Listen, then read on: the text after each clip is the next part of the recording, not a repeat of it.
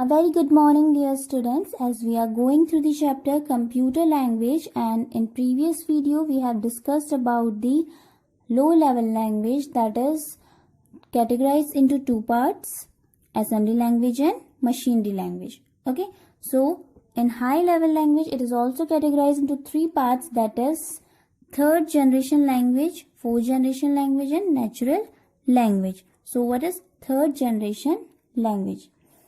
A third generation language instruction is written as a series of English-like words such as add for addition, etc.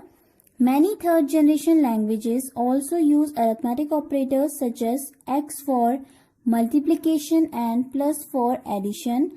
These English-like words and arithmetic notations make it easy for a programmer write the program. Examples: basic, COBOL, pascal, Fortran. So third generation languages में जो भी programming languages बनाई गई थी तो उसमें जो programmer return करता था, मतलब राइट करता था, वो कैसे करता था, कौन से इंस्ट्रक्शंस में राइट करता था. कुछ सीरीज होते थे इंग्लिश वर्ड्स के, जैसे कि एडिशन के लिए यूज करते थे एट, ओके, और अरिथमेटिक ऑपरेटर्स वो कैसे यूज करते थे, मल्टीप्लीकेशन के लिए एक्स का यूज करते थे, एडिशन के लिए प्लस का यूज करते थे. ठीक है, तो किसी भी प्रोग्रामर को जब भी वो अपने प्रोग्राम लिखते थे तो उनके लिए बहुत इजी हो जाता था इन इंग्लिश वर्ड्स का यूज करके और ऐसे अरिथमेटिक नोटेशंस का यूज करके. ओके, सो ऐसे हमारे जो लैंग्वेजेस बनी थी उस टाइम पे वो कौन सी थी, basic, COBOL, Pascal and Fortran. Clear. Now fourth generation language, that is also known as 4GL. A fourth generation language uses English-like statements. A 4GL is a non-procedural language, which means the programmer only specify what the program should accomplish without explaining how. A 4GL is fast and requires less time and effort on the part of the programmer. In fact, 4GLs are so easy to use that users with very little programming background can develop programs using a fourth generation language. Examples of 4GL are Visual Basic, Oracle, SQL, Java, OOP. So, fourth generation language में English statements का use करते थे. ठीक है, तो 4GL language जो होती थी वो थी हमारी नॉन प्रोसीजरल लैंग्वेज. मीन्स उसमें कोई भी प्रोग्राम को अगर स्पेसिफाई करना होता है प्रोग्रामर ने तो वो क्या करता है, डायरेक्ट उसे अकम्प्लिश करता है, उसमें कोई भी एक्सप्लेनेशन नहीं देता है. ठीक है, 4GL बहुत ज़्यादा फास्ट और रिक्वायर होता है, मतलब टाइम बहुत कम रिक्वायर करता है. ठीक है, एंड फोर्थ जनरेशन की जो लैंग्वेजेस होती थी वो बहुत इजी होती थी यूज करने के लिए. ठीक है, उसके एग्जांपल्स हैं visual basic, Oracle, SQL, Java and OOP. Clear? Now the third is natural language, that is 5GL. Natural language, sometimes called a fifth generation language. 5GL is a type of query language that allows a programmer to enter requests that resemble human speech. Natural language is very easy to use. For example, if a program is written in 4GL to get the names of students whose marks exceed 95, it might be written as select last name, first name from students where marks is greater than 95. So हमारी जो natural language थी उन्हें हम क्या कहते थे, fifth generation language कहते थे. ओके, ये एक टाइप की कैसी होती थी, क्वेरी लैंग्वेजेस होती थी. ओके, तो अगर कोई भी प्रोग्राम को मीन्स यूजर को अगर कोई भी डेटा को एक्सेस करना होता था तो वो इस टाइप की क्वेरीज राइट करके अपने डेटा को एक्सेस इजीली कर सकते हैं. मीन्स अगर कौन से स्टूडेंट्स के मार्क्स निकालने हो, जिनके मार्क्स 95 से ग्रेटर हैं, ठीक है, उनके मार्क्स हमें एक्सेस करने, उनके नेम्स और 95 उन्हीं बच्चों के नेम्स एक्सेस करने जिनके मार्क्स 95 से ज्यादा हो. क्लियर. तो हम कैसे लिखेंगे, select last name, first name from student where marks is greater than 95. ठीक है, तो ये क्या हो गई, कंडीशन हो गई. जो उन्होंने दी थी कि 95 से एक्सीड करने चाहिए मार्क्स इज ग्रेटर देन 95, और स्टूडेंट की डिटेल चाहिए, मीन्स कोई एक स्टूडेंट की टेबल बनी होगी जिससे हम डेटा को एक्सेस करेंगे। और कौन कौन से डेटा को एक्सेस करेंगे? Last name and first name select कर रहे हैं ना, last name and first name, ठीक है। तो ये वाली लैंग्वेज क्या होती थी? क्वेरी लैंग्वेजेस कहलाई जाती थी, जो कि 5th जनरेशन लैंग्वेज है। Clear? A natural language version of the same program might be written as tell me the name of students with marks over 95. So natural language में ऐसे भी रिटर्न किया जा सकता है, ऐसे भी लिखा जा सकता है tell me the name of students with marks over 95. Natural languages are often associated with expert system and artificial intelligence. These systems are popular in the medical field but are not widely used in business applications. So ये languages बहुत ज़्यादा expert होती हैं, ठीक है, इसमें artificial intelligence ही होती है, बट ये सिस्टम्स को, इन लैंग्वेजेस को हम बेसिकली मेडिकल फील्ड में ही यूज करते हैं, बिजनेस एप्लीकेशंस में इतनी यूज नहीं की जाती है, ठीक है। Now there are some types of high level language. Many languages have been developed for achieving different variety of tasks.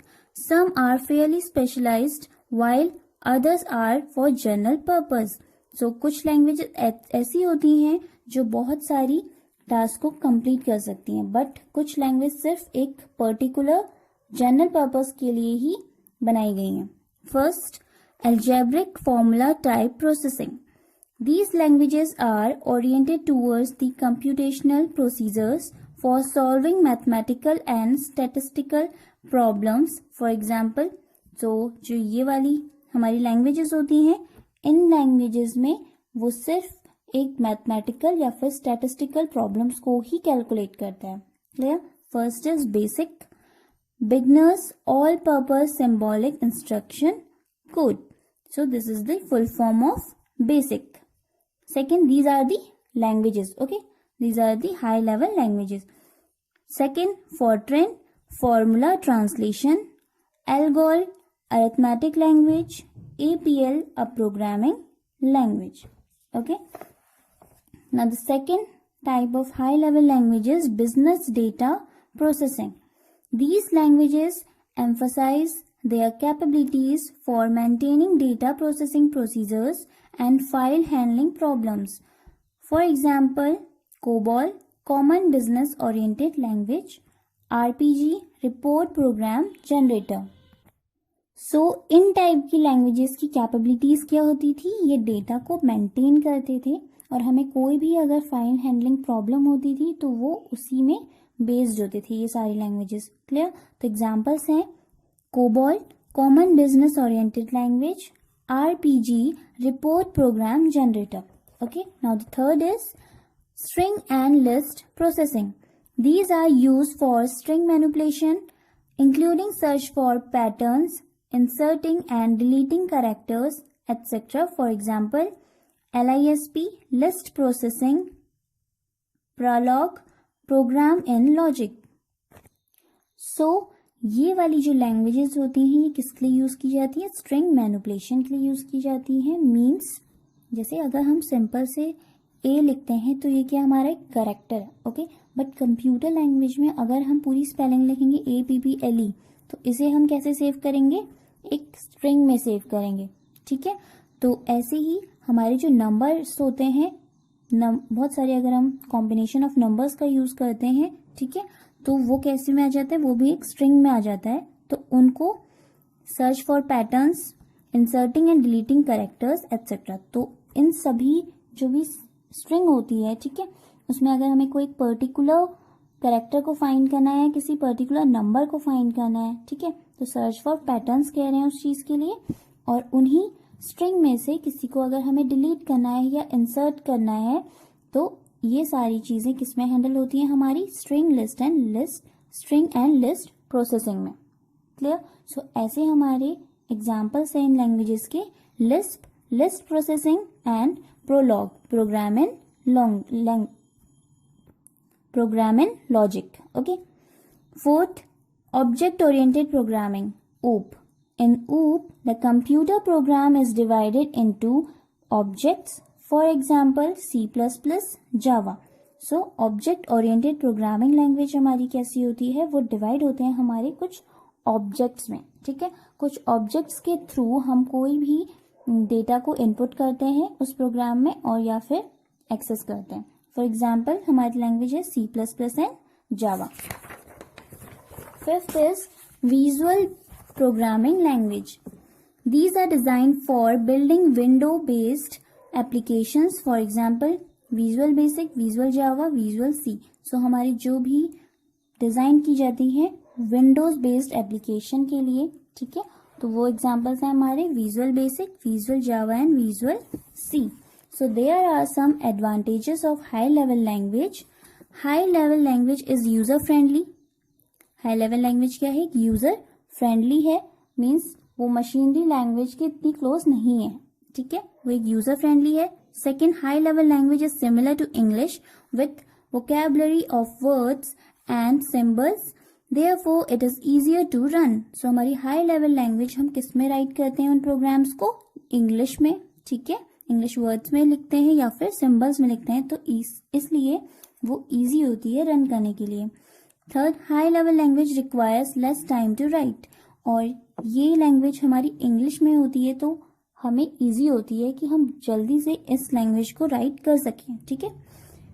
Fourth, high level language is easier to maintain, और इसे इजी भी होता है मेंटेन करने के लिए। High level language is problem oriented rather than machine based.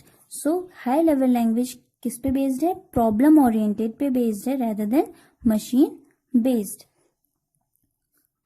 Programs written in a high-level language can be translated into many machine languages and therefore can run on any computer for which there exists an appropriate translator.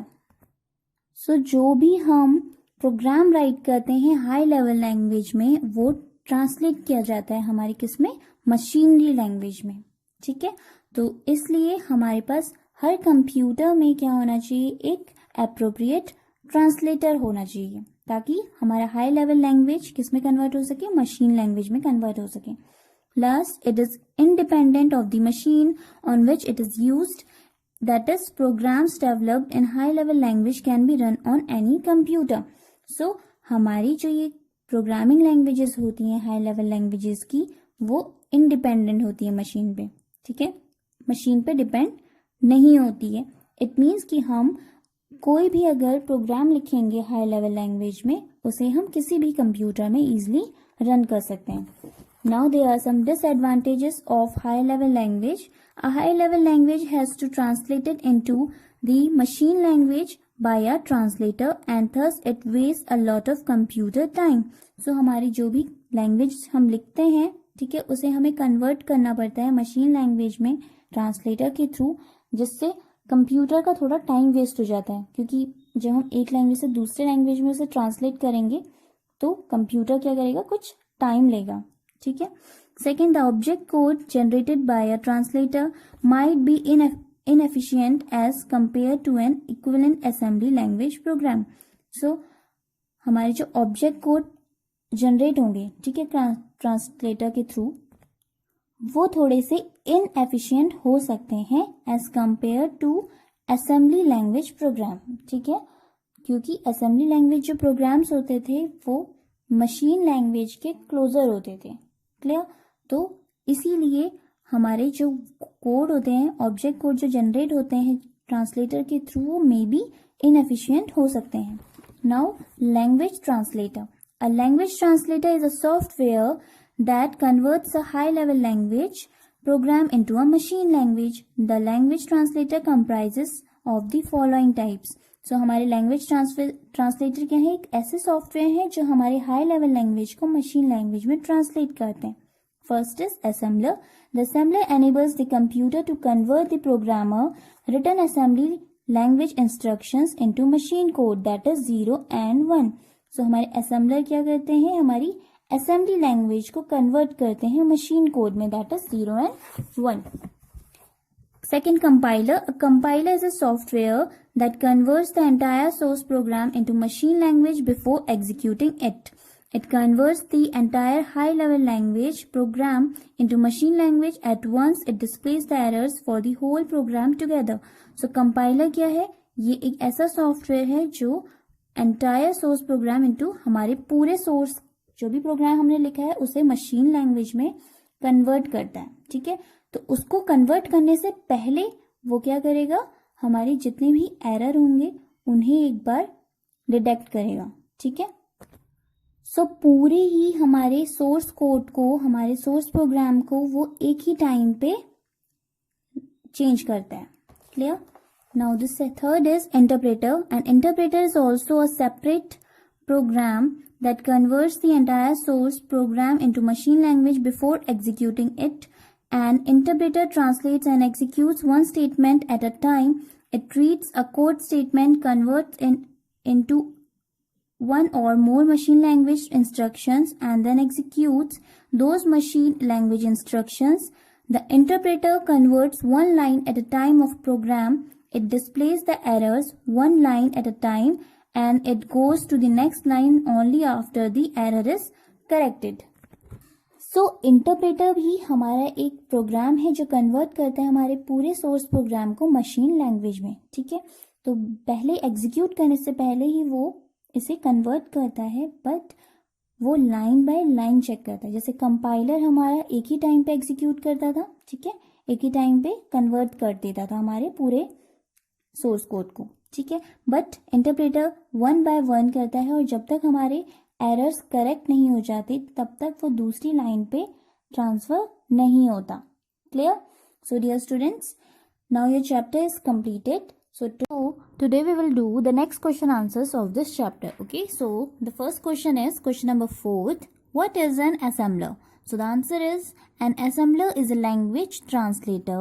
It enables the computer to convert the programmer written assembly language instructions program into machine code that is zeros and ones. So assembler क्या है? It is a language translator. एक ये language translator है, means ये हमारी assembly language को convert करता है मशीन लैंग्वेजेस में. ओके, और we can say machine code में, that is in the form of zeros and one. Okay, so programmers जो भी प्रोग्राम्स राइट करते हैं असेंबली लैंग्वेज में, या फिर हम कह सकते हैं जो भी इंस्ट्रक्शंस कोड करते हैं वो असेंबली लैंग्वेज में, असेंबलर उसे कन्वर्ट करता है मशीन कोड में जीरोस एंड वन की फॉर्म में. Okay, now the question number 5 is what are the advantages of high level languages?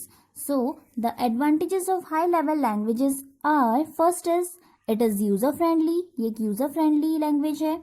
Second, it requires less time to write. बहुत ही कम time इसे लगता है राइट करने में. Okay, third, it is easier to maintain. बहुत easily इसे हम maintain करके रख सकते हैं.